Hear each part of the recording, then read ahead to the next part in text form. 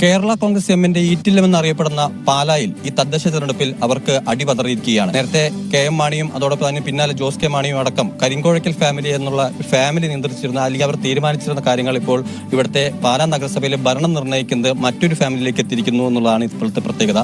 അത് പുളിക്കക്കണ്ടം ഫാമിലി. ഞങ്ങൾ ബേസിക്കലി പാലക്കാരാണ്, മരങ്ങാട്ടുപള്ളിയിൽ നിന്ന് വന്നതല്ല, ബേസിക്കലി പാലക്കാർ തന്നെയാണ്. അപ്പൊ ആ ഒരു അഭിമാനം ഞങ്ങൾക്കുണ്ട്.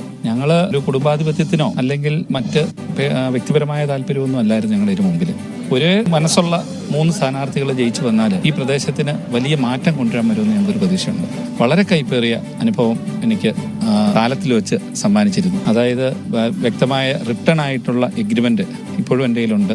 1 വർഷം ചെയർമാൻഷിപ്പ്, അത് പാർട്ടിയുടെ ചിഹ്നത്തിൽ ജയിച്ച ഏക പുരുഷ കൗൺസിലർ എന്ന രീതിയിൽ എനിക്ക് നൽകുന്നതിന് വ്യവസ്ഥയുണ്ടായിരുന്നു. എന്നാൽ ഒരു നേതാവിൻ്റെ പിടിവാശി കൊണ്ട് പാർട്ടി CPM എന്ന രാഷ്ട്രീയ പ്രസ്ഥാനം തീരുമാനിച്ച ആളെ ആക്കുന്നതിന് അദ്ദേഹം സമ്മതിക്കാതിരിക്കുകയും അത് എനിക്ക് നിഷേധിക്കുന്ന ഒരു അവസരം. അവന്റെ പേര് പറഞ്ഞുകൊണ്ട് ബുദ്ധിമുട്ടുണ്ടോ? ഒരു ബുദ്ധിമുട്ടും എല്ലാവർക്കും അറിയാവുന്നുണ്ട്, പറഞ്ഞില്ലെന്നേ ഉള്ളൂ. അദ്ദേഹം ജോസ് കെ മാണി എന്ന നേതാവിന്റെ പിടിവാശി, രാഷ്ട്രീയത്തിനെ രാഷ്ട്രീയമായി കാണാതെ ആരെങ്കിലും പറയുന്നത് കേട്ടുകൊണ്ട് മാണി സാർ കേരള രാഷ്ട്രീയത്തിലെ ചാണക്യനെന്ന് വിശേഷിപ്പിക്കുന്ന മാണി സാറിന്റെ യാതൊരു ക്വാളിറ്റിയും ഇല്ലാത്ത, ഒരുപക്ഷെ അദ്ദേഹം വളരെ താമസിച്ച് രാഷ്ട്രീയ പ്രസ്ഥാനത്തിൽ വന്ന ഒരാളാണ്, രാഷ്ട്രീയ പ്രവർത്തനത്തിൽ. ഇപ്പൊ താമസിച്ച് വന്നതിന്റെ ഒരു കുഴപ്പവും ജനങ്ങളുടെ മനസ്സോ അവരുടെ വിചാരമോ വികാരമോ ഒന്നും അറിയാൻ മേലാത്തതുകൊണ്ടായിരിക്കും പൾസ് മനസ്സിലാക്കുന്നതിൽ പൂർണ്ണ പരാജയമായിരുന്നു അദ്ദേഹം. എല്ലാത്തിനും ഉപരിയായി ഞാൻ അന്ന് സൂചിപ്പിച്ചു കാലത്തിന്റെ കാവ്യനീതി. പണ്ടൊക്കെ പിന്നെയായിരുന്നു, ഇപ്പോൾ പാടത്ത് പണി വരമ്പത്ത് കൂലി. പുഞ്ചിരിയിൽ ഒളിപ്പിച്ച വഞ്ചന എന്നാണ് അദ്ദേഹത്തെ പറ്റി നമ്മുടെ വാർഡിലുള്ളവരും പ്രദേശത്തുള്ളവരും വിശേഷിപ്പിക്കുന്നത്. അങ്ങനെ നിരവധി കൈപ്പേറിയ അനുഭവങ്ങൾ എനിക്കുണ്ടായിരുന്നു. കാലങ്ങളായി ഈ നഗരസഭ നിലയിൽ വന്നിട്ട് ഏകദേശം 56-57 വർഷമായി കേരള കോൺഗ്രസിന്റെ പ്രാതിനിധ്യമില്ലാത്ത,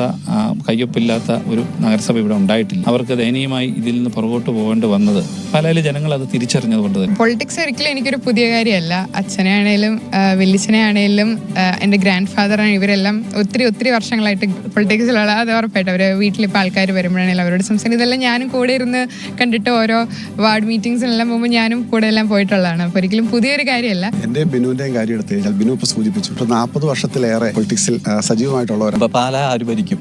2 കക്ഷികളും ഇപ്പം ഞങ്ങളുമായിട്ട് ബന്ധപ്പെട്ടിട്ടുണ്ട്. 2 മുന്നണികളും വലിയ ഓഫറുകൾ രാഷ്ട്രീയപരമായിട്ട്. നേരത്തെ നമുക്ക് തരാൻ മടിച്ച ആളുകളും ബന്ധപ്പെട്ട 2 കൂട്ടരെന്ന് പറയുമ്പോൾ അതുണ്ടല്ലോ.